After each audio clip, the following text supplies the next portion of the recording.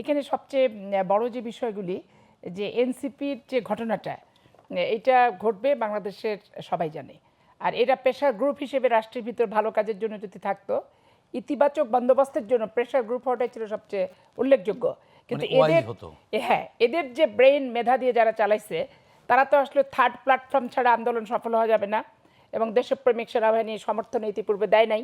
তো এখানে প্রথম বিজয় হচ্ছে যে প্রথম বিষয়টা হচ্ছে বিজয়ের যে সামরিক বাহিনী দেশপ্রেমিক নিরপেক্ষ ভূমিকা, বিজয়টা তার কৃতিত্ব। যে আমরা এর আগেও এরকম বড় মিটিং এরকম আন্দোলন হয়নি তা কিন্তু না, কিন্তু প্রতিটা বাহিনী নিরপেক্ষ ছিল না, যার কারণে কিন্তু রাষ্ট্রীয় সন্ত্রাসের কবলে নিপতিত হয়েছে বাংলাদেশের 15 বছরের জনগণের আন্দোলন, জনগণের কর্মসূচি তখন মুখ থুপড়ে পড়েছে পুলিশ আর প্রত্যেকটা বাহিনীর বুটের তলাতে তৎকালীন সময়ে। আচ্ছা, এখন যেটা আসলো, প্রেশার গ্রুপেরা হলো না দল গঠন করতে গেল, দল গঠন করতে যেতে যা বডি ল্যাঙ্গুয়েজ টঙ্গে সেটাতে গেলই। কিন্তু আমি সবচেয়ে আনন্দিত এবং খুশি আজকে এনসিপির মেয়েদের উপরে, কারণ আমি 91 সালের 8 বছর আন্দোলন করার পরে 91 সালের নির্বাচনে যখন এমপি নমিনেশনটা চাইছিলাম, তখন আমার জন্য ক্রাইটেরিয়া ছিল তোমার বিয়ে হয় নাই। তারপর থেকে আমি 96 থেকে যতবার নমিনেশন চাই আমার ক্রাইটেরিয়া হচ্ছে তুমি বিবাহিত। ট্যাগ লাগানো হলো পরিবারকে যে আমার পরিবার আরেকজন সেও ছাত্রনেতা, সে নমিনেশন পায়। আজকে আমি এনসিপির মেয়েদেরকে ধন্যবাদ জানাই যে তারা, আমি 91 বুঝিনি কিন্তু তারা এই জিনিসটা বুঝেছে যে পুরুষ শাসিত সমাজে প্রত্যেকটা রাজনৈতিক সংগঠন মেয়েদেরকে কাজের সময় সর্বোচ্চ কাজ করায় নিবে, কিন্তু কোনো কিছু পাওনার বিষয় যখন আসবে স্বীকৃতির হাতে একটা মূলা ঝুলাই দিবে। প্রথম এদেরকে ধন্যবাদ জানাই দুটো কারণে, একটা হচ্ছে এরা জামাতের খপ্পর থেকে বেরোয় আসছে, দ্বিতীয় বিষয় হচ্ছে যে তারা যে নারী হিসেবে অগ্রণী ভূমিকা পালন করেছিল এই স্বকীয়তাটা দেখানোর জন্য তারা যে সিদ্ধান্তটা নিয়েছে সঠিক সিদ্ধান্ত। নারী হিসেবে ব্যক্তিগতভাবে আমি তাদেরকে এক্ষেত্রে অভিনন্দন জানাই। আমি ধিক্কার জানাই অলি আহমেদকে। উনি মুক্তিযুদ্ধ করেছে এবং উনি একজন সৎ মানুষ, আমি ওনাকে অনেক পছন্দ করতাম এবং রেসপেক্ট করতাম ব্যক্তিগতভাবে। ওনাকে যখন 2001 সালে উনি ওইখানে যেখানে শাহজাহান চৌধুরীকে নমিনেশন দেওয়া হয়েছে, দুটো সিট চেয়েছিলেন, ওনার একটা, ওনার স্ত্রীর জন্য একটা। তো দল সেই সময় না দেওয়ার কারণে উনি 1/11 সকল কনস্পিরেসির সাথে জড়িত ছিল এবং উনি হচ্ছে চট্টগ্রাম মাঠে একটা মিটিং করেছিল, জঘন্য ভাষায় গালিগালাজ করেছিল একটা সিট শুধু না দেওয়ার কারণে, অশ্লীল অশ্রাব্য ভাষায়। তারপরও দেখেন বিএনপি সবাইকে নিয়ে চলতে চায় জন্য তার সাথে জোট কিন্তু করেছে। এবং আজকে দুর্ভাগ্যজনক হলো রাজনীতির কি নষ্ট, কি পরিত্যক্ত, কি নর্দমার জিনিস যে যে যে জামাতের কারণে উনি মুক্তিযোদ্ধা হয়ে ওই শাহজাহান চৌধুরীর সিটটা তার স্ত্রীর জন্য দাবি করেছিল, আজকে তার ছেলের নমিনেশন বিএনপি থেকে না পাওয়ার কারণে ওই নর্দমার কিটের ভিতরে আবার যে ঢুকেছে। এইটা বাংলাদেশের মুক্তিযুদ্ধের চেতনা শুধু না, অতীতের তার সমস্ত রাজনীতির যে প্রশংসার জায়গাগুলো ছিল সব কিন্তু আজকে কালিমা লেপন করা হলো। এই দুটা জিনিস আসলো।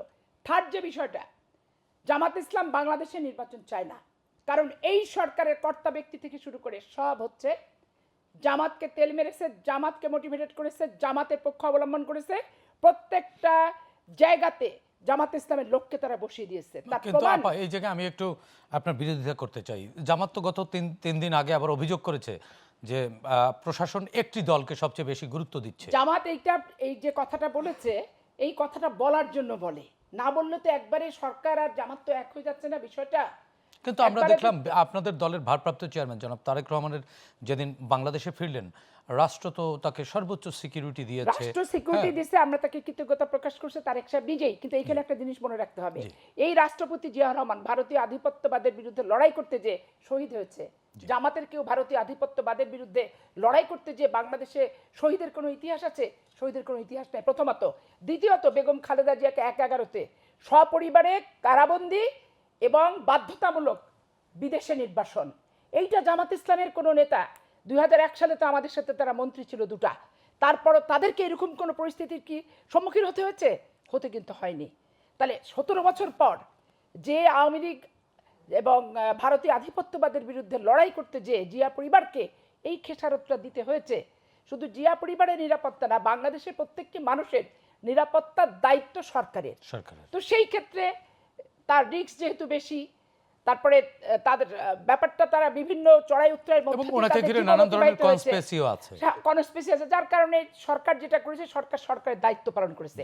এটা যদি জামাতের গায়ে জ্বালা ধরে তাহলে জামাতকেও এরকম করে আবার চলে আসুক, সরকার হচ্ছে এভাবেই তাদেরকে দেবে। তাদের বাইরে নির্বাচনে যদি কোনো নেতা থেকে থাকে নির্বাচিত অবস্থায় নিয়ে আসলে জামাত প্রোটেকশন দেবে। জামাতের তো প্রোটেকশনের দরকার হয় না, ওদের ভিতর সামরিক বাহিনী আছে, বিমান বাহিনী আছে, কিরিস আছে, কুস্তিগির আছে, রককাটা আছে, খুরকাটা আছে। আমার চাঁপাইনবাবগঞ্জে সুফিয়ান নামে এক ছেলেকে চাঁপাইনবাবগঞ্জ শিবগঞ্জ থানাতে গত বৃহস্পতিবার। রীতিমতো বিদ্যুৎ পোলের ভিতর আটকে তার ডান হাত পা হাত কেটে ফেলে দিয়েছে। এবং তারা যে শিবির কর্মী এটা জামাতও স্বীকৃতি দিয়েছে, স্বীকার করেছে। এবং তারা এলাকায় হচ্ছে একবার প্রত্যক্ষ যে তারা শিবির কর্মী। জি। তাহলে আমি তীব্র ভাষায় নিন্দা জ্ঞাপন করি। কিসের নির্বাচন ওনারা করতে চায়? রক্কাটা নির্বাচন? কিসের নির্বাচন করতে চায়? মানুষকে মেরে ওই পানি যখন চাইছে পেশাব মুখে দেওয়ার নির্বাচন?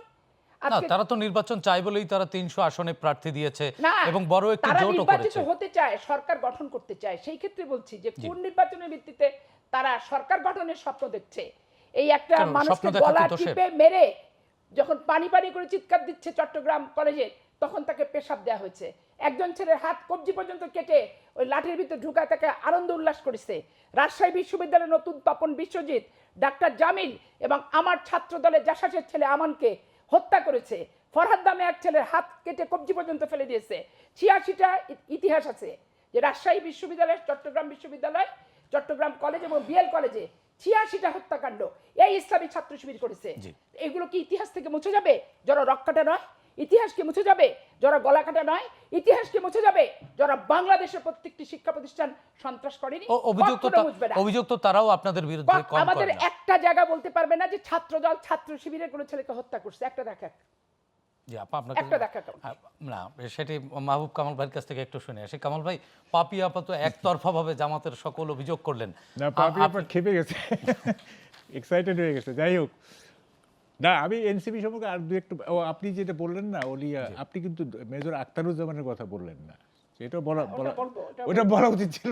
আখতারুজ্জামানকে আসলে আমি ওটা ডাস্টবিনের নর্দমার কিট নিয়ে আলোচনা করে মুখ নষ্ট করতে চাই না। যাই হোক, কামাল ভাই একটু আপনার কাছ না থেকে এটা শুনতে না, চাচ্ছি। আমি একটু এনসিপি সম্পর্কে বলি। দেখেন, আমরা তো এনসিপি তো আমরা সাহস দেখছি, তাই না? বিশাল সাহস তারা দেখাইছে অভ্যুত্থানে। মানে এই এনসিপি কি ভেঙে গেল? বলছি আমি, শুনেন, এই সাহস দেখাইছে না, মানে courage without wisdom may lead to a disaster. সাহস থাকলে হবে না, সাহসের সাথে যদি উইজডম না থাকে তাইলে সেই সাহস কিন্তু একটা বিপর্যয় ডাকতে পারে, ডেকে আনতে পারে। এবং মানে তারা তো হিরো হয়ে গেছিল, তাই না?